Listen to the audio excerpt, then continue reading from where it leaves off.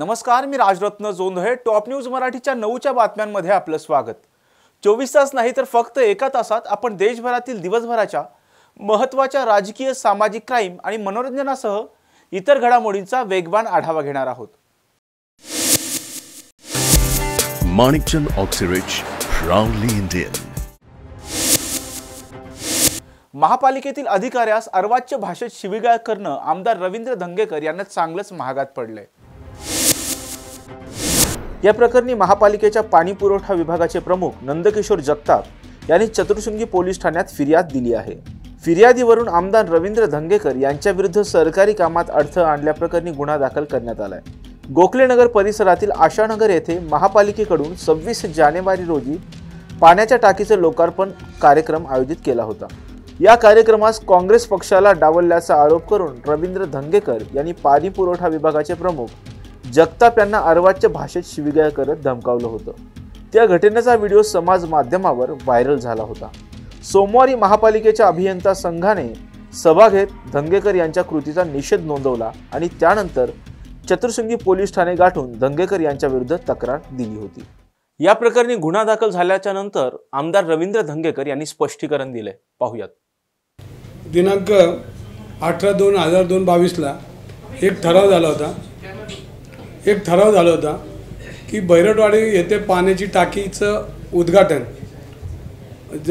करावं. त्याच्यामध्ये सन्माननीय अजितदादा पवार, सन्माननीय बाळासाहेब थोरात, सन्माननीय चंद्रकांत पाटील आणि दत्ता बैरट यांच्या उपस्थित करावं. हा जनरल बॉडीचा ठराव झालेला होता आणि एकदा जनरल बॉडीचा ठराव झाला तर हा उद्घाटनाचा कार्यक्रम नगर सचिव मार्फत खात्याने घेण्यात यावा असा नियम आहे. तरी पाणी पुरवठा खात्याचे जगताप यांनी कोणाची परवानगी न घेता त्या ठिकाणी परस्पर त्या भागाचे आमदार शिरोळे यांच्या दबावाखाली येऊन त्या ठिकाणी अचानक एका दिवसामध्येच त्याचं उद्घाटन घेतलं. मी आदल्या दिवशी इथनंच मी 5 वाजता त्यांच्याशी फोनवर बोललो. साहेब, तुम्ही सन्माननीय दत्ता बैरट यांना सन्मानाने त्या ठिकाणी उपस्थित बोला, आमचं म्हणणं काय नाही. पण त्या जो कार्यक्रम बघितला तर तो पूर्णपणे भाजपमय कार्यक्रम होता. त्याच्यामध्ये कुठेही विरोधी पक्षाची बोर्ड नव्हते, बॅनर नव्हते, पोस्ट आणि कुठली कार्यपत्रिका नव्हती. आणि ज्या पद्धतीनं भारतीय जनता पार्टीच्या लोकांनी त्यांच्यावर प्रेशर टाकून त्या ठिकाणी त्यांनी उद्घाटनाचा कार्यक्रम धरला, तो होता 3 वाजता. मग मी आदल्या दिवशी फोन केल्यानंतर जगताप साहेबांनी माझ्याशी फोनवर बोललं पाहिजे होतं, माझ्याशी चर्चा करायला पाहिजे होती, पण त्यांनी कुठेही मला गृहीत धरलं नाही. आणि आम्ही इथूनच आम्ही 11 वाजता दत्ता बैरट यांच्या उपस्थित त्या ठिकाणी भूमिपूजन करणं, आपलं उद्घाटन करणं टाकीचं असं जाहीर केलं. ज्या दत्ता बैरटांनी ती जागा उपलब्ध व्हावी त्यासाठी प्रयत्न केले, त्या सोसायटीची जागा उपलब्ध केली आणि तिथल्या नागरिकांना चांगलं स्वच्छ पाण्याने प्रेशर नाही मिळावं ह्यासाठी गेली 10 वर्ष त्यांनी 4 कोटीपेक्षा जास्त निधी ते नगरसेवक असताना उपलब्ध केला. त्याचं लॉकिंग करून घेतलं आणि सातत्यानं 10 वर्ष त्यांनी पाठपुरावा केला. आणि अचानक आमदार शिरोळे त्या ठिकाणी माननीय अजितदादांचं भूमिपूजन नाव टाकून त्या ठिकाणी बैरटांना आणि तो जनरल बॉडीचा ठराव जो होता तो कुठल्या अधिकाऱ्यांनी त्याचा विचार न करता अचानक जे धरलेलं होतं उद्घाटन त्याला आमचा विरोध होता. आणि ज्यावेळेला मला सन्मानाने त्या ठिकाणी बोलवलं होतं, पहिल्यांदा त्या ठिकाणी बंदोबस्त झालेले पांढरे हे पूर्णपणे भाजपमय झाले होते आणि त्यांनी मला अडवलं. अडवायची काही गरज नव्हती. माझ्याबरोबर 22 कार्यकर्ते नेहमी असतात. मी कुठे गेलो तरी ते माझ्याबरोबर असतात. मी त्यांची कामं करत असतो, ते बरोबर फिरत असतात. त्यांनी पहिल्यांदा त्या ठिकाणी मला अडवलं. अडवायचं तर त्यांना काही अधिकार नव्हता.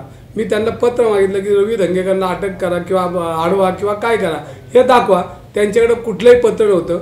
महानगरपालिकेने त्यांना 3 वाजता हा उद्घाटनाचा कार्यक्रम आहे ह्याच्यासाठी फक्त तुमचा बंदोबस्त हवा. आम्ही तिथं येणारे जाणारे ह्याचा कुठलाही त्याच्यामध्ये उल्लेख नव्हता. त्या पोलीस अधिकारी पांढरे साहेबांनी वैयक्तिक भारतीय जनता पार्टीचा पदाधिकाऱ्यासारखं त्या ठिकाणी काम केलं आणि ह्याच्यामध्ये जाणून बुजून मोहन जोशी असतील, बालगुडे असतील यांना मारहाण केली. त्यानंतर मी तिथं बोलत होतो अधिकाऱ्यांशी की तुम्ही ह्या लोकांना का सांगत नाही की ही लोक प्रतिनिधी आहेत, का तुम्ही यांच्याशी आम्हाला का अडवताय. ह्यातला कुठलाही महानगरपालिकेचा अधिकारी त्या ठिकाणी मी जे बोलतोय ह्याचं माझ्याशी बोलण्यासाठी कुठला अधिकारी आला नाही. आणि त्याच वेळेला आपल्या चॅनलचे पत्रकाराला मारहाण करत असताना मला दिसली आणि त्यावेळी एक कार्यकर्ता जागा झाला आणि माझ्या तोंडून 4 शब्द त्या अधिकाऱ्याविरोधात गेले असं नाही गेले, पण ती माझी कार्यकर्ता एक भावना होती आणि माझ्यासमोर जर कार्यकर्त्याला मारहाण करतात, माझ्यासमोर पत्रकारांना मारतात, तर ही लोकशाही कुठं पोचली?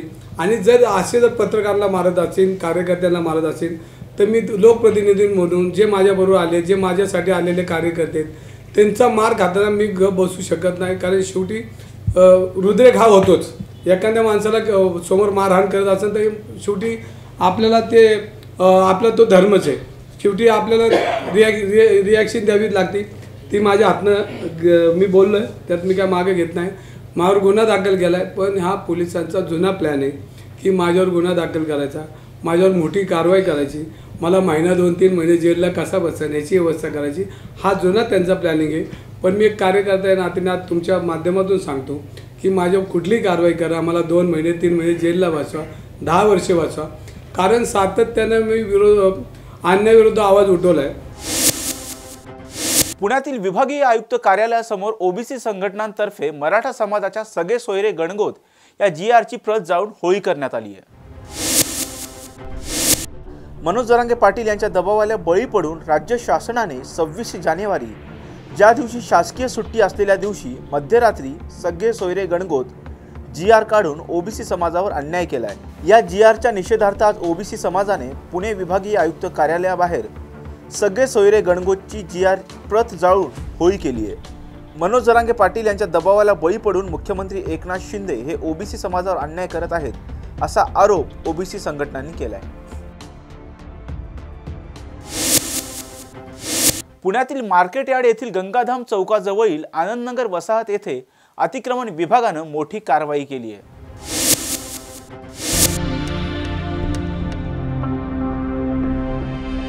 अतिक्रमण विभागाने 17 झोपड्यांवर सकाळी 6:30 वाजल्यापासून कडक पोलीस बंदोबस्तामध्ये ही कारवाई करण्यात आली आहे. यामुळे गेल्या 35 ते 40 वर्षापासून या ठिकाणी वास्तव्यास असणाऱ्या नागरिकांच्या घरावर करण्यात आलेल्या कारवाईने अनेकांचे संसार उघड्यावर आले आहेत.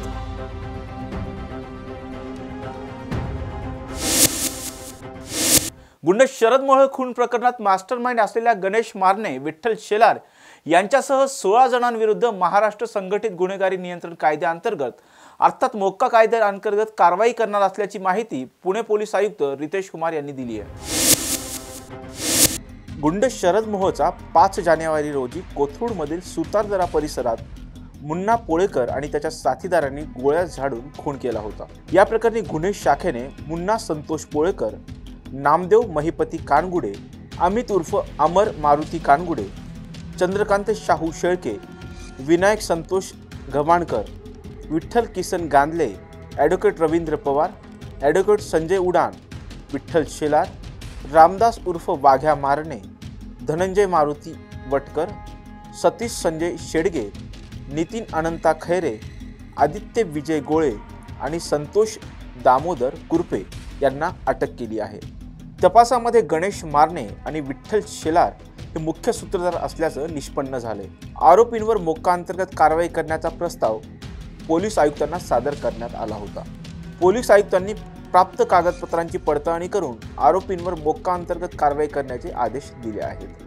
या गुन्ह्याचा तपास गुन्हे शाखेचे अप्पर पोलीस आयुक्त रामनाथ पोळके, पोलीस उपायुक्त अमोल झेंडे यांच्या मार्गदर्शनाखाली सहाय्यक पोलीस आयुक्त सुनील तांबे करत आहेत. बुलेटिन मध्ये घेऊयात एक छोटासा break. Come on guys, hurry up. अरे सुन ना, एक ब्रेक ले लेते हैं. Guys, I am telling you, तुम लोगों को सही से ट्रैकिंग नहीं आता. But that's okay, you can learn. रोज का ढक्कन देना. तो ये रेड वाला है, सही वाला देना. अबे ढक्कन, पहले तो सही पानी पीना.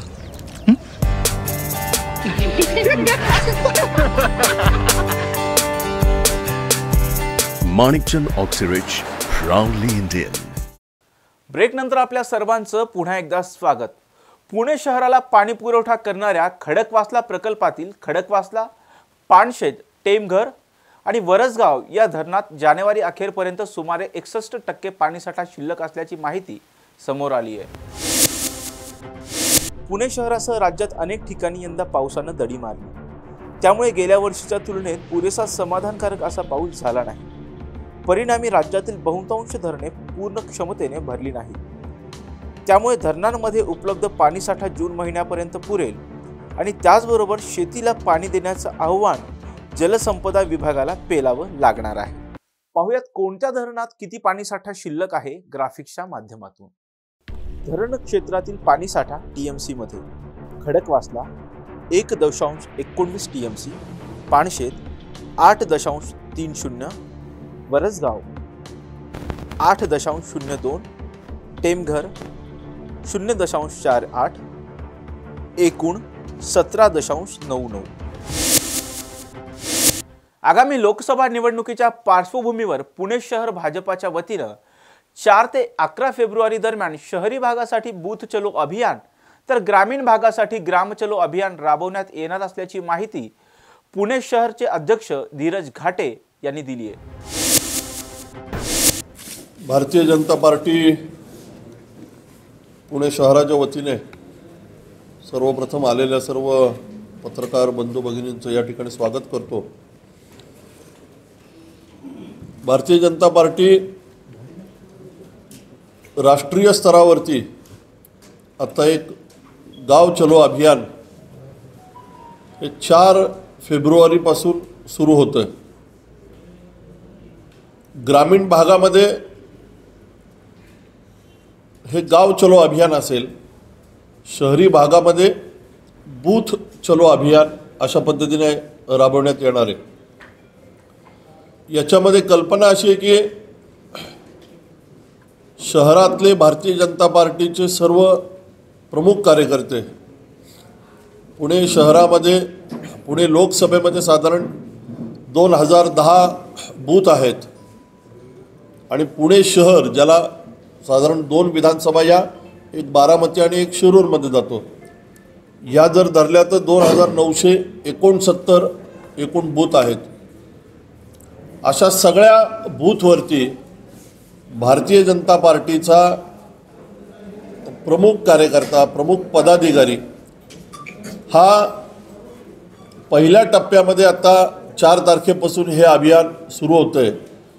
याच्यामध्ये हा कार्यकर्ता, हा पदाधिकारी हा आपला बूथ सोडून अन्य एखाद्या संघटना सांगेल त्या बूथवरती जाईल आणि त्या बूथवरती संघटनात्मक जी काही रचना असेल, पक्षांनी दिलेले काही कार्यक्रम असतील, याच्या संदर्भामध्ये त्यांनी त्या बूथवरती जावं आणि सकाळपासून संध्याकाळपर्यंत ग्रामीण भागामध्ये तर आपण असं अपेक्षित धरलं आहे की त्या कार्यकर्त्यांनी ज्या गावात जाऊ त्या गावामध्ये मुक्काम करायचा.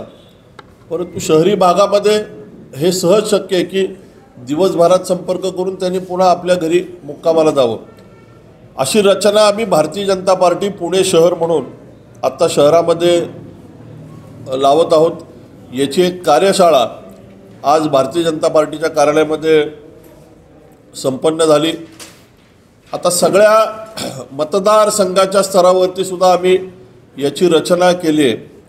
पुनीतनी मगाशी सांगितल्याप्रमाणे रवींद्र साळेगावकर हे या अभियानाचे प्रमुख आहेत, सुभाष जंगले त्यांना सहाय्यक आहेत आणि अन्य 2 जण म्हणजे प्रशांत हरसुले आणि संतोष खांदवे असं पूर्ण शहराचं हे अभियानाचं संयोजन करणार आहेत. या अभियानामध्ये साधारण एक प्रमुख 8 प्रकारची कामं या पदाधिकाऱ्यांच्या मार्फत केली जाणार आहेत. त्याच्यामध्ये साधारण मगाशी सांगितल्याप्रमाणे 11 फेब्रुवारीला पंडित दीनदयाळ उपाध्याय यांचा स्मृतिदिन आहे आणि या स्मृतिदिनापर्यंत हे अभियान चालेल. राज्यातील तापमानात घट होणार असल्याचा अंदाज हवामान विभागाने व्यक्त केला आहे. पश्चिम हिमालयावर सतत एकामागून एक पश्चिमी विक्षोभ येत आहेत. सध्या 62 डिग्री पूर्व रेखांश आणि 30 डिग्री उत्तर अक्षांशापासून एक पश्चिमी विक्षोभ पुढे सरकत आहे. अजूनही तीव्र जेट स्ट्रीमचा प्रभाव उत्तर भारतावर आहे. तसेच एक पश्चिमी विक्षोभ 3 फेब्रुवारीला उत्तर पश्चिम भारतावर येण्याची शक्यता आहे. त्यामुळे राज्यात किमान तापमानात जास्त काही बदल होणार नाही. पण उत्तर मध्य कोकण व उत्तर मध्य महाराष्ट्रात उत्तरेकडून थंड वारे येत असल्यामुळे या भागात 3 फेब्रुवारीपर्यंत कमाल व किमान तापमानात घट होण्याचा अंदाज आहे. पुढील 5 ते 7 दिवस संपूर्ण राज्यात हवामान कोरडे राहण्याची शक्यता आहे. पण वेळोवेळी म्हणजेच विशेषतः 31 जानेवारी व 1, 3 आणि 4 फेब्रुवारीला वातावरण अंशतः ढगाळ राहण्याची शक्यता आहे. पुणे आणि परिसराचा हवामानाचा अंदाज असा आहे. पुढील 72 तास आकाश मुख्यतः निरभ्र राहील व पहाटे धुके पडण्याची शक्यता आहे. 1, 3 व 4 फेब्रुवारीला आकाश मुख्यतः निरभ्र राहून वेळोवेळी ते अंशतः ढगाळ होण्याची शक्यता आहे. पुढील 2-3 दिवस किमान तापमानात अंदाजे 3 डिग्रीने घट होण्याची शक्यता आहे व कमाल तापमानातही 2 ते 3 डिग्रीने घट होण्याची शक्यता आहे. त्यामुळे पुढील 2-3 दिवस दिवसा थंडी जाणवेल. मराठा, धनगर, लिंगायत आणि मुस्लिम आरक्षणासाठी आम्ही राज्य आणि केंद्र सरकारला पाठिंबा देऊ असं विधान राष्ट्रवादी काँग्रेस शरद पवार गटाच्या खासदार सुप्रिया सुळे यांनी प्रसार माध्यमांशी बोलताना व्यक्त केलं. पार्लमेंटमध्ये आम्ही तेच बोलतो, महाराष्ट्रात फील्डवर आम्ही तेच बोलतो. मराठा, धनगर, लिंगायत आणि मुस्लिम समाजाच्या आरक्षणाच्या बाजूनी आम्ही पूर्ण ताकदीने आहोत. आमचं सरकार आता आलं तर लगेच आम्ही ते निर्णय घेऊ.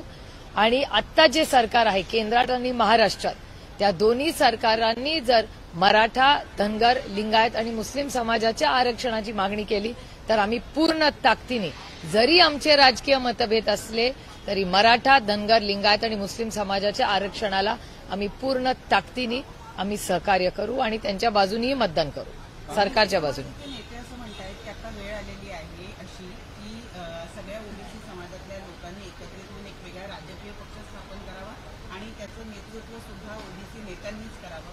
कोण वाटतंय तुम्हाला असा एखादा ओबीसी नेता, असा एखादा ओबीसी चेहरा दिसतोय का? मला असं वाटतं अनेक समाजात, महाराष्ट्रात, देशात अनेक कर्तृत्ववान लोक आहेत. त्याच्यामुळे नेतृत्व करायला कुठेच कमतरता महाराष्ट्रात आणि देशात आपल्याला दिसणार नाही. पण ज्या पद्धतीने एवढी अस्वस्थता आज लोकांमध्ये दिसतेय, मग आरक्षण असेल, महागाई असेल, बेरोजगारी असेल, असे एवढे मोठे गंभीर प्रश्न आज राज्य आणि देशाच्या समोर आहेत. त्याच्यामुळे त्याचा अर्थच हा होतो की 200 आमदार असूनही, 300 खासदार असूनही आज हे पूर्णपणे या सरकारचं अपयश आहे.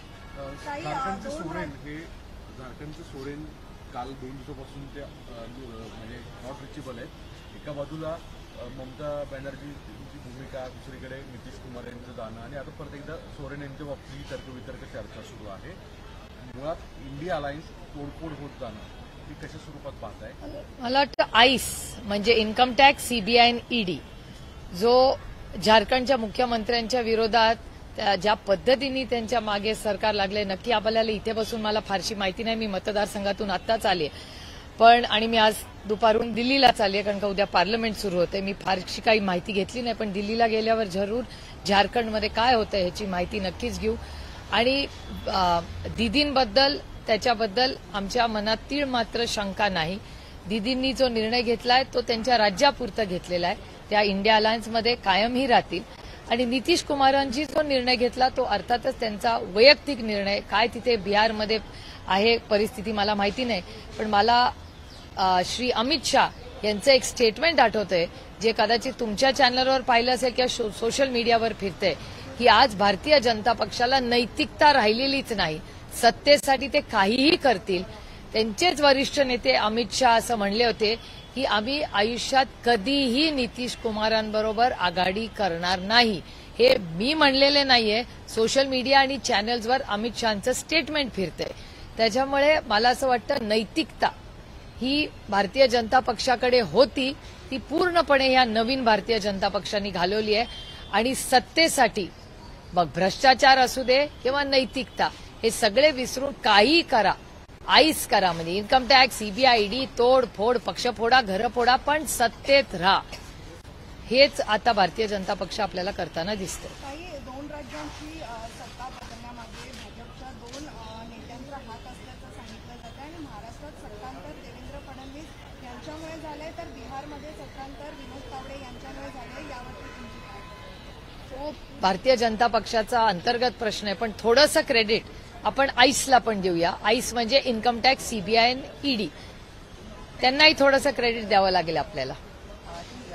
27 फेब्रुवारीला राज्यसभेच्या 6 जागांसाठी मतदान होत आहे. आपली जी काही जागा आहे ती आता होती आहे. काय राज्यसभेच्या या 6 जागांबद्दल काय चित्र दिसून येत आहे? मला असं वाटतं साधारणपणे महाराष्ट्राची पद्धत अशी आहे की फार वेळा आपण इलेक्शन घेत नाही, साधारण चर्चेतून मार्ग निघतो.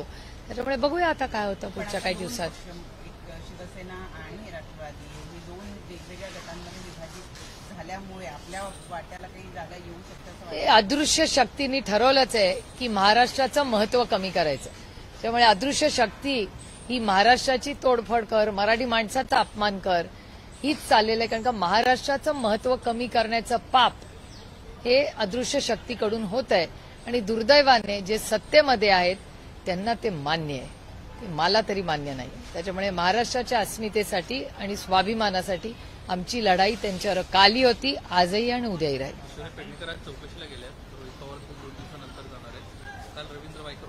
भ्रष्टाचार आज कुठे असेल तर तो भारतीय जनता पक्षात आहे, आणि अशी भारतीय जनता पक्ष नव्हता.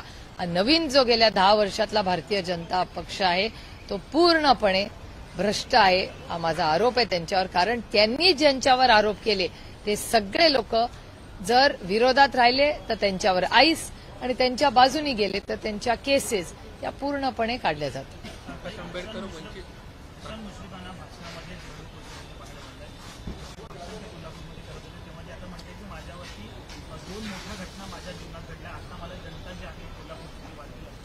मला असं वाटतं याचं उत्तर समरजित घाडगेंना विचारा. कारण का समरजित घाडगे जवाब दो की मुश्रीफ साहेबांना रडू आलं याचं कारण काय? कारण का भारतीय जनता पक्ष आणि समरजित घाडगेंनीच मुश्रीफ साहेबांवर आरोप केले. त्यांच्या मागे काय ईडी, सीबीआय जे काय लावायचं लावलं. त्यानंतर त्याच समरजित घाडगेंना आज मान्य आहे, कारण का मुश्रीफ साहेब पालकमंत्री आहेत कोल्हापूरचे. त्याच्यामुळे ह्या सगळे जे कोल्हापूरचे प्रश्न तुम्ही विचारताय हे भारतीय जनता पक्ष आणि समरजित घाडगेंना विचारा की नक्की भ्रष्टाचाराचं काय बाबा. जेव्हा मुश्रीफ साहेब आमच्या बरोबर होते तेव्हा ते भ्रष्ट होते, आता भारतीय जनता पक्षावर गेले तर भ्रष्ट नाहीत. याचा अर्थ हेच होतो की तुम्ही विरोध केला तर तुम्ही भ्रष्टाचारी, आणि त्यांच्या बाजूनी गेला तर भ्रष्टाचार मुक्त. त्याच्यामुळे ह्या सगळे जे तुम्ही मुश्रीफ साहेबांबद्दल जे प्रश्न विचारलेत हे तुम्ही कृपा करून भारतीय जनता पक्ष आणि समरजित घाडगेंनाच विचारा. आंबेडकरांना इंडिया आघाडीत घेण्यासाठी सातत्यानं इंडिया आघाडीकडून प्रयत्न होत आहेत. खास करून शरद पवार देखील म्हटलं होतं की आपल्यासोबत आलं पाहिजे. असं असताना त्यांची इंडिया आघाडी विरोधातली मतं जी आहेत ती खूप तीव्र आहेत. खास करून काँग्रेसबाबत बोलताना ते स्पष्ट म्हणाले की काँग्रेसला कोणत्याही त्यांना मतदान करू नका, कारण की काँग्रेस जर सर्व जागा लढणार असेल तर निम्म्यापेक्षा जास्त देखील ठिकाणी ते डिपॉझिट त्यांचं जप्त होईल. सातत्यानं विरोधातली भूमिका सांक्षिक भूमिका नाही का वाटत? असं नाही, चर्चा चालू असतात, लोकांची मतं असतात. आमच्या मताप्रमाणे हा देश लोकशाहीने चालला पाहिजे. त्याच्यामुळे आम्ही लोकशाही पद्धतीनेच काम कालही केलं, आजही करू आणि पुढेही करत राहू. त्याच्यामुळे जर प्रकाशजींचं काही मत असेल तर अर्थातच ते आम्ही ऐकून घेतलं पाहिजे, आणि चर्चा ही आमच्याकडून पूर्ण प्रयत्न प्रकाशजींकडे होतील. कारण का प्रकाशजी हे राज्याचे नाही देशाचे मोठे नेते आहेत. त्याच्यामुळे त्यांचं मार्गदर्शन हे इंडिया आघाडीसाठी महत्वाचं आहे, आणि आमचे प्रयत्न आहेत आणि आमची इच्छा आहे की त्यांनी आम्हाला फक्त महाराष्ट्रात नाही पण देशात आणि पार्लमेंटमध्ये आम्हाला मार्गदर्शन करावं. छगन भुजबळ यांच्या भूमिकेला आमचं समर्थन आहे असं विधानसभेचे विरोधी पक्षनेते विजय वडेट्टीवार यांनी पत्रकार परिषदेत व्यक्त केले. ती परिस्थिती विशद केलेली आहे. त्या कोणाच्या लेकरांच्या वर अन्याय होऊ नये अशी जर भूमिका असेल तर आमच्याही लेकरावर कुणीही अन्याय करू नये, स्वतःच्या समाजाचं हित बघत असताना तो बघितलाच पाहिजे, त्यांना तो अधिकार आहे. तसा तो अधिकार आम्हाला सुद्धा आमच्या समाजाचं संरक्षण करणं आणि हक्क साबित ठेवणं, त्यांच्या हक्काचं संरक्षण करणं हा सुद्धा आमचाही अधिकार आहे. त्या अधिकारापोटी मी कोणाच्या विरोधापोटी बोलत नाही, तर माझ्या समाजाच्या हक्कासाठी आणि अधिकारापोटी हे मी मांडतो आहे. आणि ही माझी भूमिका ही महाराष्ट्रातील तमाम जनतेपर्यंत जावी आणि माझं समाजाचं हक्काचं संरक्षण, संविधानिक संरक्षण, जे संविधानाने दिलेलं संरक्षण आहे त्याचं रक्षण व्हावं. हे जे कोणी काही अवसंविधानिक करत त्याला आमचा विरोध नाही, पण आमच्या मात्र हक्काच्या वाट्याला जे काही असेल ते मात्र त्याला बाधा पोचता कामा नये अशी आमची भूमिका आहे. आणि यासाठी आम्ही आता काही निर्णय घेतलेले आहेत. ते निर्णय असे आहेत की आम्ही आता 5 तारखेपासून आम्ही आमच्या संपूर्ण ओबीसी आणि बहुजनांच्या हक्काच्या संरक्षणासाठी सरकार म्हणून आता आमच्या पाठीमागे नाहीये. सरकारचा कुठलाही माणूस आमच्या पाठीमागे नाहीये. एक माणूस आपली भूमिका सरकारमध्ये बसून मांडतायत ते छगन भुजबळ मांडत आहे.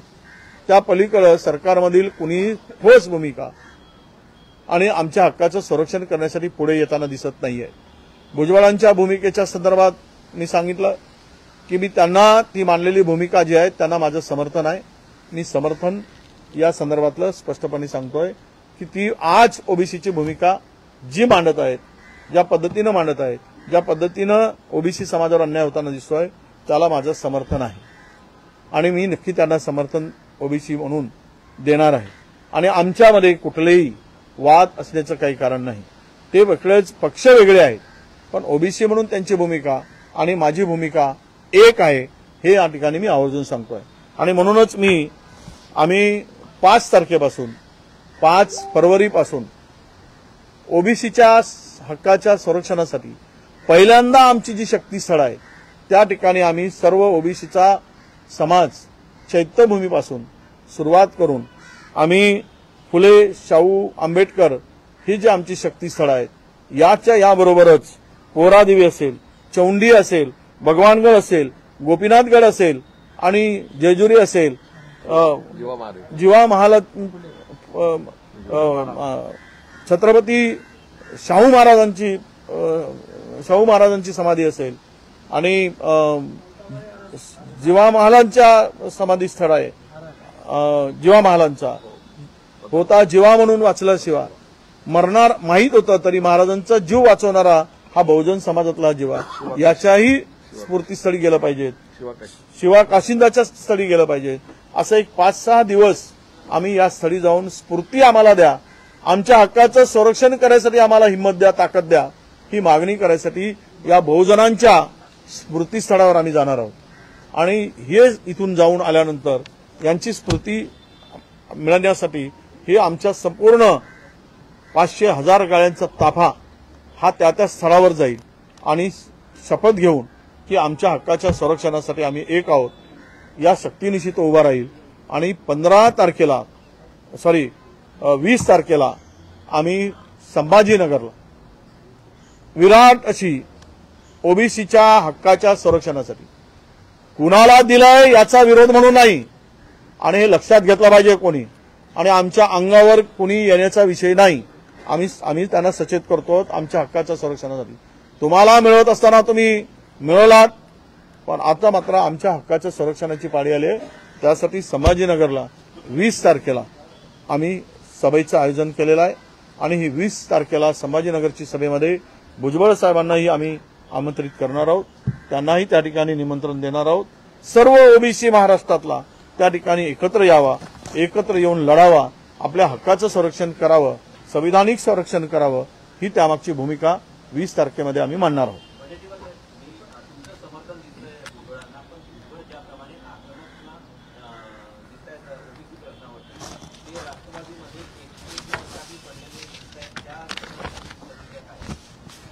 असं आहे की ओबीसी मध्ये मंत्रिमंडळामध्ये तुम्ही पाहताय किती ओबीसी चेहरे आहे, आणि आहेत तर अनेक जण शेपूट घालून सत्तेची खुर्ची उभवत आहेत. शेपूट घालून मुद्दाम शब्द वापरतो. त्यांना सत्ता महत्वाची आहे, ओबीसी आणि आपल्या समाज बांधवाचं हित महत्वाचं वाटत नाही म्हणून ते शेपूट घातले आहे. कोणी लढतो आहे तो एकटा पडणारच, कारण सत्ता आणि संघर्ष जर ज्यांना करायचा आहे तो समाजासाठी, तर त्याला एकटे पाडत असतील तर हा समाज नक्कीच ओबीसी म्हणून स्वतःच्या संरक्षणासाठी जो लढेल त्याच्या पाठीशी उभा राहील.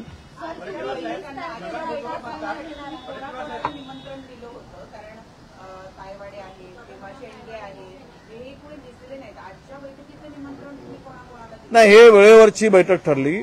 आम्ही त्यांना निरोप मेसेज दिला, काही कारणास्तव आले नसतील मी आता तायवाडे साहेब आमचेच नाहीत, आम्ही त्यांना 2-3दा त्यांचं कार्यक्रम ते हॉस्पिटलचं उद्घाटन वगैरे, त्यामुळे त्यांनी ते आले नाहीत किंवा त्यांच्यापर्यंत मी फोन केला पण ते फोन 2दा नॉट रिचेबल होता, कदाचित बाहेर असतील, नॉट रिचेबल होता, पण ते काही दूर नाहीत आमच्या.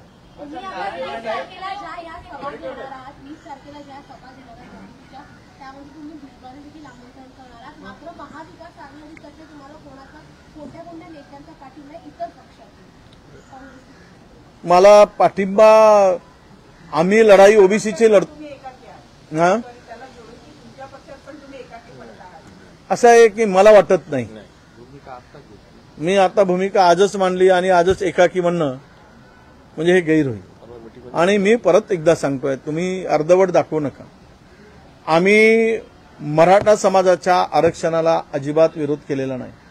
सरकारने भूमिका जी मांडली, वारंवार ओबीसीच्या डोळ्यात धुळफेक करण्याचं काम केलं. ओबीसीच्या कोट्यातून देणार नाही, ओबीसीच्या वाट्यातून देणार नाही, ओबीसीला धक्का लागू देणार नाही. अरे धक्का नाही म्हणजे तुम्ही तर कुठं फेकून दिला आम्हाला. आता काय परिस्थिती निर्माण करून ठेवली. आणि आज काय झालं, दुःखानं काय सांगावं लागतं. ठीक आहे, मिळालं, पण ढोल कुठे वाजवत आहे? ओबीसीच्या घरापुढे का ढोल वाजवताय तुम्ही? गुन्ह्या गोविंदानं राहणारा समाज, अनेक वर्ष एकत्र राहणारा समाज, हा एकमेकाचा वैरी का करताय तुम्ही? तुम्ही वैरी म्हणून बघत आहे काय? म्हणजे गावाला तुम्हाला उद्ध्वस्त करायचं आहे काय? गावं अशांत करायची आहेत का तुम्हाला? या पद्धतीनं वागणं बरोबर आहे का? हे सुद्धा चुकीचं आहे. अनेक गावातून आम्हाला रिपोर्ट मिळाले.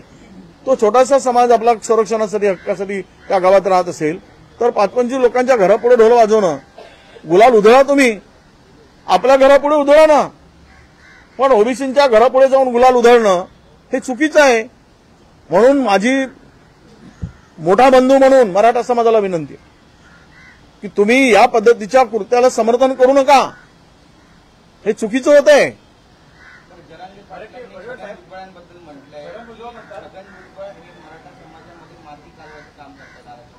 कोण? मला काही त्याबद्दल बोलायचं नाही.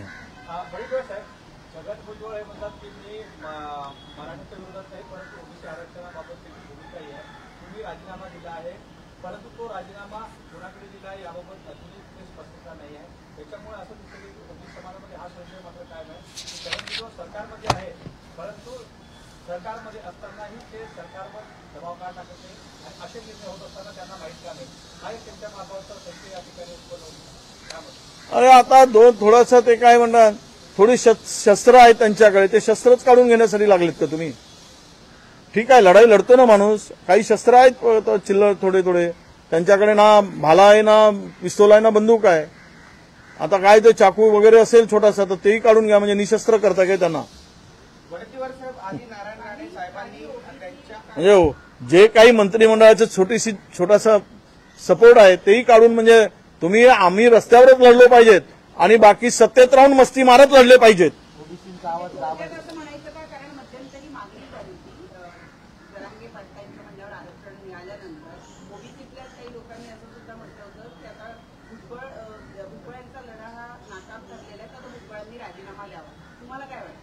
नाही, मला नाही वाटत की कोणी राजीनामा द्यावा. मी राजीनाम्याच्या विरोधात आहे. बघा, ज्याला जिथे लढायचं आहे तिथे लढलं पाहिजे, भूमिका स्पष्ट मांडली पाहिजेत. काढायचं असेल तर काढून टाकतील बहुमताच्या भरोशावर, ज्यांना तो त्यांचा अधिकार आहे ठेवायचं की नाही. पण त्यांनीच राजीनामा द्यावा हे काय आहे? मग आम्ही मागतो मुख्यमंत्र्यांनी राजीनामा द्यावा, आमच्या ओबीसीचा सत्यानाश केला म्हणून. देणार आहेत का उद्या? विचारा त्यांना. आम्ही मागणी करतो सगळे आमच्या पुढे.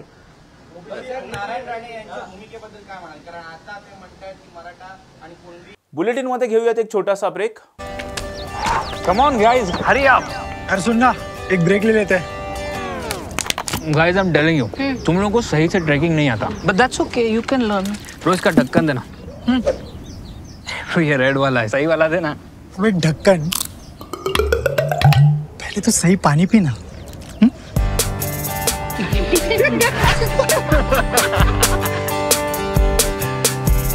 Manikchand Oxyrich, proudly Indian. Break नंतर आपल्या सर्वांचं पुन्हा एकदा स्वागत. एकनाथ शिंदे यांच्या शिवसेनेतील अनेक कार्यकर्त्यांनी आज मनसे अध्यक्ष राज ठाकरे यांच्या प्रमुख उपस्थितीत महाराष्ट्र नवनिर्माण सेनेत प्रवेश केलाय. खंबीर नेतृत्व हवं होतं, सन्मानाने काम करता यायला पाहिजे होतं. म्हणून आज संतोषनी पुन्हा मनसेमध्ये प्रवेश केलेला आहे. असे अनेक प्रवेश ठाणे, पालघर, मुंबईमधनं येत्या काळात तुम्हाला पाहायला मिळतील, ज्यांना पुन्हा महाराष्ट्र नवनिर्माण सेनेत यायचंय. आत्ता जर तुम्ही नीट पाहिलात तर विविध पक्षांमध्ये आमदार, नगरसेवक हे महाराष्ट्र नवनिर्माण सेनेतनं पहिले निवडून आलेली सगळी लोक आहेत जी तिकडे गेली होती. तर ती सगळे आता परतीच्या वाटेवर आहेत. तुम्हाला पुढच्या काही दिवसात प्रचंड मोठ्या प्रमाणात मनसेतनं जे नगरसेवक आमदार बाहेर गेलेले ते तुम्हाला पुन्हा येताना दिसतील आणि त्याची एक झलक ही येत्या साहेबांच्या नाशिकच्या दौऱ्यामध्ये तुम्हाला दिसून येईल. ठाणे आणि कल्याण जो शिवसेना शिंदे गटाचा बालेकिल्ला मानला जातोय त्यामध्ये हे अशा प्रकारे खिंडार पुन्हा एकदा पडेल. मला असं वाटतंय की ज्या पद्धतीचं राजकारण ठाणे जिल्ह्यामध्ये चालू आहे ते पाहता पुढच्या काही दिवसात मनसेमध्ये खूप मोठ्या प्रमाणात प्रवेश होतील आणि हे सतत सुरू राहतील. कारण आयाराम गयाराम सगळ्यांनाच तिकडे घेतलं जातंय आणि त्यामुळे तिथे जे निष्ठावंत आहेत ते प्रचंड नाराज आहेत आणि जे निष्ठावंत नाराज आहेत त्यांना मनसे हा एक चांगला ऑप्शन वाटतोय. त्यामुळे हे सगळेच महाराष्ट्र नवनिर्माण सेनेत येत्या काळात आलेले तुम्हाला पुढच्या काळामध्ये राज्यसभेच्या निवडणूक आहेत. मनसेकडे सुद्धा एक महत्वाचं मत आहे. या मतासंदर्भात आगामी काळामध्ये काय विचार होणार? मला वाटतं की याच्या बाबतीत पक्षाचे प्रवक्ते आणि सन्माननीय साहेब याविषयी सविस्तर बोलतील. माझा विषय आजच्या पक्षप्रवेशाच्या बाबतीतला होता त्याविषयी मी बोलतो. ठीक आहे. वंचित बहुजन आघाडीचे अध्यक्ष प्रकाश आंबेडकर यांनी आज पत्रकार परिषद घेत विविध मुद्द्यांवर भाष्य केले. पाहुयात प्रकाश आंबेडकर नेमकं काय म्हणाले. तो निर्णय पूर्णपणे चुकीचा आहे. 10वं शेड्यूल कोणी असताना बघितलेलं नाही. 10वं शेड्यूलमध्ये असताना मर्जरची प्रोव्हिजन आहे 2 पक्षामध्ये आणि अशा असणाऱ्या याच्यामध्ये जे 2 पक्ष मर्जर होतात त्याच्यामधले असणाऱ्या काही आमदारांनी सांगितलं की आम्ही मर्ज झालेलो नाही, तर त्यांची आमदारकी टिकते आणि पक्ष त्यांच्याबरोबर जातो अशी असणारी परिस्थिती आहे. पण जे पक्षातून बाहेर पडतात ते पक्षातून बाहेर पडत असताना 3/4 असेल म्हणजे 2/3 असेल तर त्यांची आमदारकी राहते किंवा खासदारकी राहते. पण त्यांना कुठल्याही पक्षामध्ये जावं लागतं. 2/3 नसतील तर त्यांना राजीनामा द्यावा लागतो. तेव्हा स्प्लिट नावाची असणारी जी कल्पना इलेक्शन कमिशन, सुप्रीम कोर्ट असं जे गृहीत धरून चाललंय ते पार्लमेंटनी रूल आउट केलेलं आहे. दुर्दैवाने मी असं म्हणेन की सुप्रीम कोर्ट आणि इलेक्शन कमिशन या दोन्ही गोष्टी मानत नाहीत अशी असणारी परिस्थिती. म्हणजे पार्लमेंटला ओव्हरटेक करून त्या ठिकाणी चाललेला आहे. हा त्याच्यातला एक भाग आहे. दुसरा भाग सुप्रीम कोर्टाचेच एवढे कॉन्फ्लिक्टिंग डिसिजन्स आहेत त्या सगळ्या याच्यामध्ये की ते स्वतःलाच एकमेकाला कापतात अशी परिस्थिती. सुबू सोरेनची केस आपल्या सगळ्यांना माहीत असेल. वोट फॉर कॅश त्याच्यामध्ये सुप्रीम कोर्टाने काय म्हटलं की सभागृहाच्या निर्णयामध्ये आम्ही हस्तक्षेप करू शकत नाही आणि म्हणून सगळे पुरावे असल्यानंतर सुद्धा कोर्ट म्हटलं आम्ही काही करू शकत नाही, सभागृहाने तो निर्णय घ्या. आता राहुल नागवेकर असेल किंवा स्पीकरचा जो निर्णय आहे हा निर्णय सुद्धा सभागृहाचा निर्णय आहे. आता या सभागृहाच्या निर्णयामध्ये आम्ही हस्तक्षेप करू शकतो कसं त्या ठिकाणी म्हणतील. एक तर तो निर्णय रद्द केला पाहिजे किंवा हा निर्णय रद्द केला पाहिजे. त्याच्यामध्ये आसाममधला असणारा जो निर्णय आहे की स्पीकर एक ट्रायब्युनल आहे म्हणून त्या ठिकाणी म्हटलेला आहे तोही ॲब्सोल्युटली चुकीचा निर्णय आहे. मिसयूज ऑफ पॉवर आहे मी असं त्या ठिकाणी म्हणेन. याचं कारण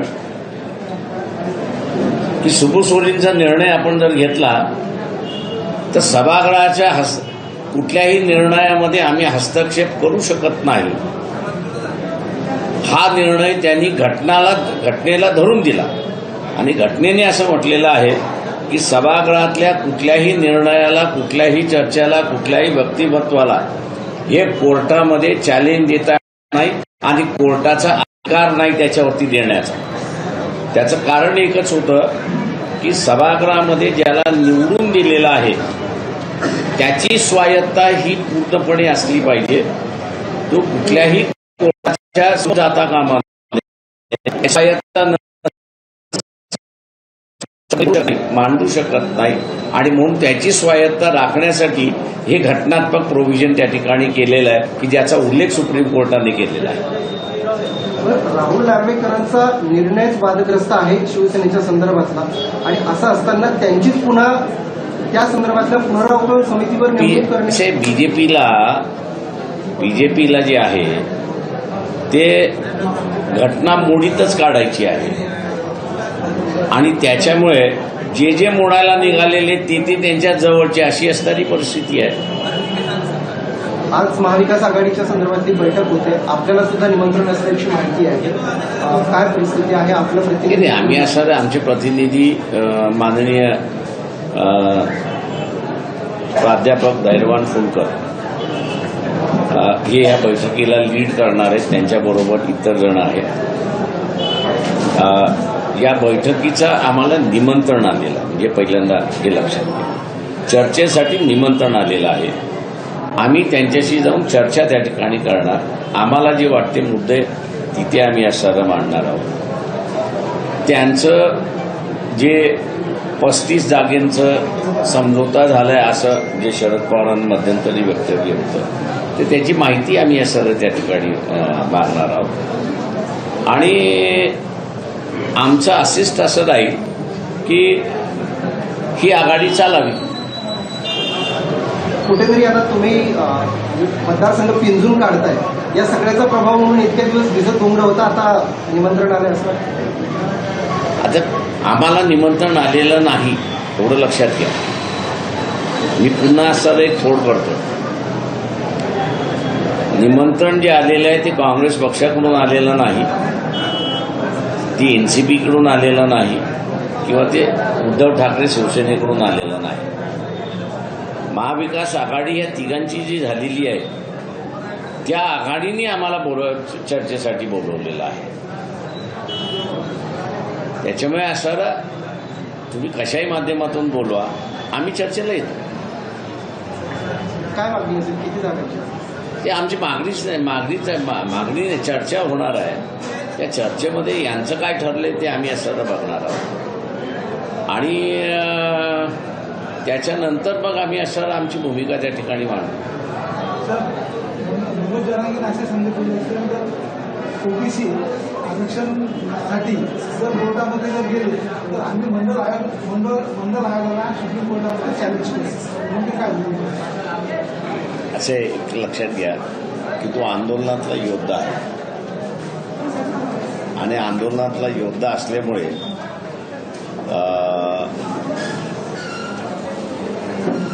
त्यांनी जे काही मिळवलंय ते टिकवण्यासाठी त्यांचे प्रयत्न राहणार.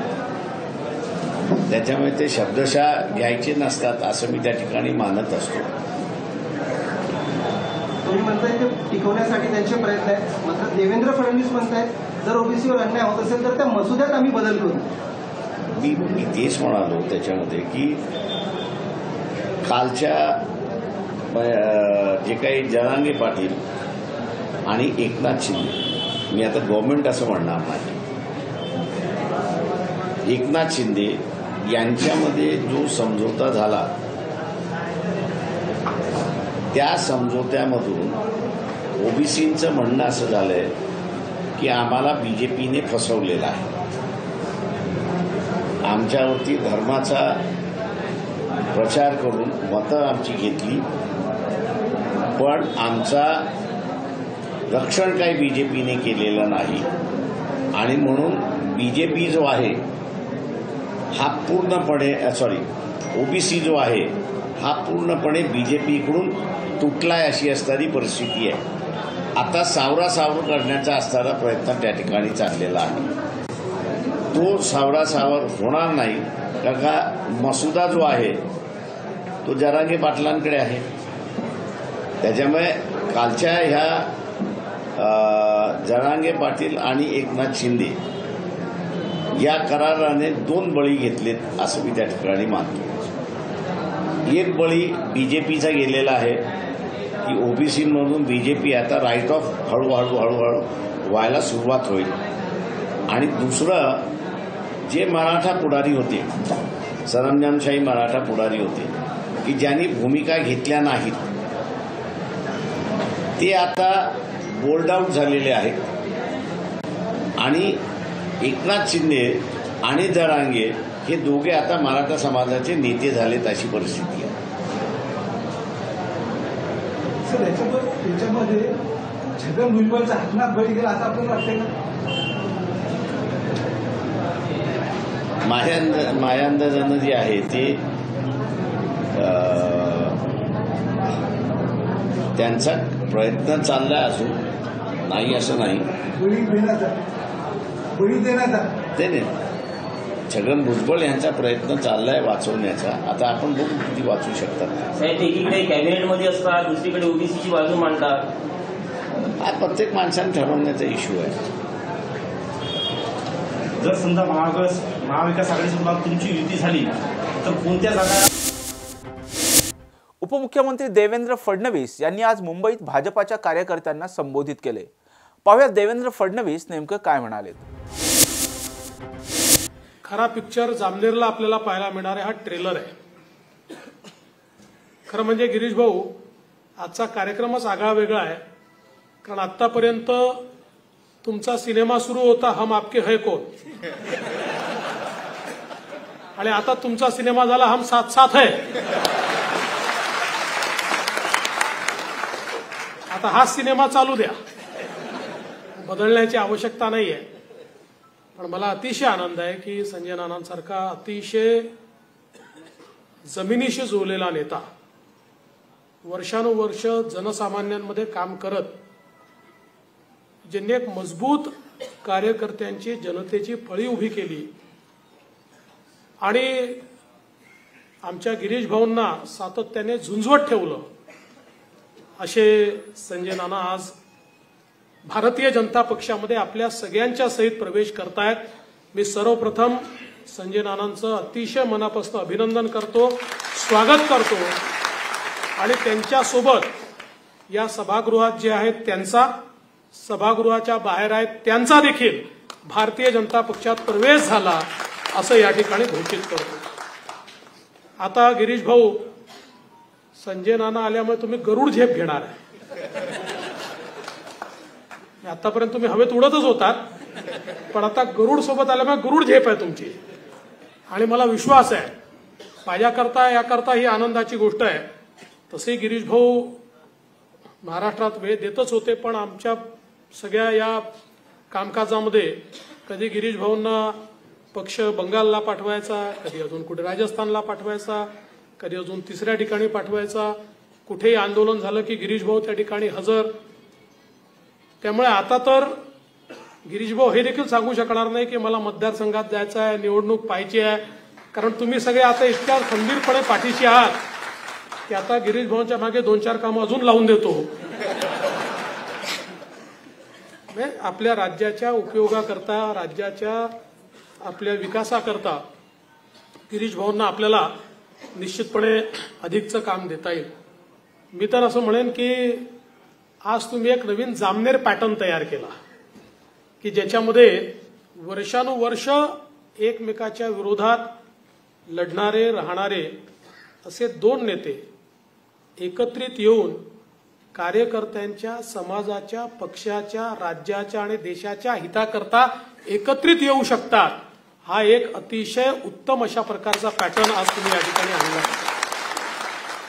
आणि मी एकच गोष्ट संजय नाना तुम्हाला एवढंच सांगू इच्छितो की तुम्ही जो निर्णय घेतलेला आहे, काळ या निर्णयाची ज्यावेळेस परीक्षा घेईल त्यावेळी निश्चितपणे तुम्हाला आणि सगळ्या कार्यकर्त्यांना हे लक्षात येईल आम्ही उत्तम निर्णय घेतला, आम्ही योग्य निर्णय घेतला आणि आमचा निर्णय हा हिताचा निर्णय ठरला. हा विश्वास मी तुम्हाला या निमित्ताने देऊ इच्छितो. आज आपण पाहतोय आपल्या देशामध्ये माननीय प्रधानमंत्री नरेंद्र मोदीजी यांच्या नेतृत्वामध्ये ज्या प्रकारचं परिवर्तन आपल्याला होताना दिसतंय, जगाचे लोक आश्चर्यचकित होतात ज्यावेळेस ते बघतात की 10 वर्षामध्ये या देशातले 25 कोटी लोक जे गरिबी रेषेच्या आत होते ते गरिबी रेषेच्या वर आले. हा रेकॉर्ड जगाच्या कुठल्या देशाला जमला नाही, तो 10 वर्षामध्ये माननीय मोदीजींनी केला. या देशातल्या प्रत्येक व्यक्तीचा विचार, दीन दलित गोर गरीब आदिवासी शेतकरी शेतमजूर महिला अल्पसंख्याक ओबीसी प्रत्येक समूह घटकाचा विचार करणारा नेता म्हणजे मोदीजी. आणि मोदीजींनी सगळ्यात महत्वाचं जर काही केलं असेल तर जनतेच्या योजना जनतेपर्यंत पोहोचतील अशा प्रकारची व्यवस्था उभी केली. योजना अनेक वेळा बनायच्या, पण त्या योजना जायच्या कुठे, त्याचा पैसा जायचा कुठे, त्याच्यात भलं व्हायचं कोणाचं, असे अनेक प्रश्न निर्माण व्हायचे. पण मोदीजींनी या देशात एक अशी व्यवस्था उभी केली की ज्या व्यवस्थेमुळे गरीबातला गरीब माणूस जो आहे त्याच्यापर्यंत योजना पोहोचते. त्याला घर मिळत असेल, त्याला गॅस मिळत असेल, त्याला रेशन मिळत असेल, आमच्या विद्यार्थ्यांकरता केलेल्या योजना असतील, आमच्या विविध आदिवासी दलित समाजाकरता केलेल्या योजना असतील, आमच्या अल्पसंख्याक समाजाच्या योजना असतील. योजना पहिल्यांदा पोहोचताय, लोकांना परिवर्तन दिसतंय. आणि सगळ्यात महत्वाचं काय आहे तर देशाचे प्रधानमंत्री एक असं नेतृत्व आहे की जे 24 तास केवळ जनतेचा विचार करतात. ते ज्यावेळेस संबोधित करताना मेरे परिवारजनो म्हणतात त्यावेळी खऱ्या अर्थानं 140 कोटी जनतेला आपल्या परिवारातला एक वडीलधारा व्यक्ती बोलतोय असं मनापासून वाटतं. अशा प्रकारचा आदर त्यांच्या मनामध्ये निर्माण होतो. हे काम गेल्या 10 वर्षात माननीय मोदीजींनी करून दाखवलंय. आणि मी तर तुम्हाला सांगतो की तुम्ही इतका योग्य निर्णय घेतलाय, कारण हे जे 5 वर्ष आहे हे तर देशाच्या इतिहासातले सगळ्यात महत्वाचे 5 वर्ष ठरणार आहे. कारण या 5 वर्षामध्ये आपला देश जगातल्या पहिल्या 3 देशांमध्ये येणार आहे. आज आपण 11व्या क्रमांकाची अर्थव्यवस्था होतो, तिथनं 5व्या क्रमांकावर आलो. पुढच्या 3 ते 4 वर्षामध्ये आम्ही 3ऱ्या क्रमांकावर येऊ आणि त्याच्या पुढच्या 3 ते 4 वर्षामध्ये आम्ही 2ऱ्या क्रमांकावर येऊ. इतक्या वेगानं आपला विकास आज या ठिकाणी होतोय. आणि ज्यावेळेस अर्थव्यवस्था मोठी होते याचा अर्थ काय आहे? अर्थव्यवस्था मोठी होते तर त्यातनं संधी निर्माण होतात, अर्थव्यवस्थेतनं रोजगार निर्माण होतो, अर्थव्यवस्थेतनं लोककल्याणकारी योजनांकरता सरकारजवळ पैसा तयार होतो, अर्थव्यवस्थेतनं लोकांच्या जीवनामध्ये आमूलाग्र बदल करण्याकरता योजना तयार होतात. अर्थव्यवस्था ज्यावेळेस मोठी होते त्यावेळी गरीबातल्या गरीब माणसाच्या खिशात 2 पैसे टाकता येतील अशा प्रकारची व्यवस्था ही सरकारला तयार करता येते. आणि म्हणून आज ज्या वेगानं आपण बदलतोय त्याच्या दुप्पट वेगाने पुढच्या 5 वर्षामध्ये भारताला बदलण्याचं काम हे मोदीजींच्या माध्यमातून होणार आहे. एक नवीन सुरुवात या ठिकाणी झालेली आहे. आणि आपण बघितलं आता प्रभू श्रीरामांचं मंदिर त्या ठिकाणी तयार झालं. आपल्याला आपण असं म्हणतो, गांधीजी पण म्हणायचे की आपल्याला देशात रामराज्य आणायचंय. रामराज्याचा अर्थ काय आहे? रामराज्याचा अर्थ आहे की समाजातल्या शेवटच्या व्यक्तीचं मत हे तेवढंच ऐकलं गेलं पाहिजे जेवढं समाजातल्या पहिल्या व्यक्तीचं मत ऐकलं जातं. शेवटच्या व्यक्तीला तेवढाच अधिकार असला पाहिजे जेवढा पहिल्या व्यक्तीला असला पाहिजे. आणि मला असं वाटतं की अशा प्रकारचं रामराज्य, समतेचं राज्य, ज्याची संकल्पना आपल्या संविधानातनं भारतरत्न डॉक्टर बाबासाहेब आंबेडकरांनी केली, अशा प्रकारचं राज्य आपल्याला आता प्रस्थापित करण्याकरता याच्यापुढे काम करायचं आहे. आणि म्हणून मला विश्वास आहे, आज आपण पाहतोय अनेक अडचणी आपल्या समोर आहेत, शेतकऱ्यांसमोर अडचणी आहेत, आमच्या युवांसमोर अडचणी आहेत, पण हळूहळू या अडचणी दूर होताना दिसत आहेत. हळूहळू त्याच्याकरता वेगवेगळ्या योजना तयार होत आहेत आणि आपल्या भारताला विकसित राष्ट्राकडे नेण्याचं काम हे माननीय मोदीजी करतायत. आपण बघितलं असेल, विशेषतः महिलांकरता तर मोदीजींनी ज्या योजना आणलेल्या आहेत त्या योजना इतक्या पथदर्शी आहेत. कारण जोपर्यंत आमच्या लोकसंख्येचा 50% हिस्सा असलेल्या महिला. आजच्या 9च्या बातम्यांमध्ये इथेच थांबण्याची वेळ झाली. पाहत रहा टॉप न्यूज मराठी, आपला महाराष्ट्र, आपली बातमी.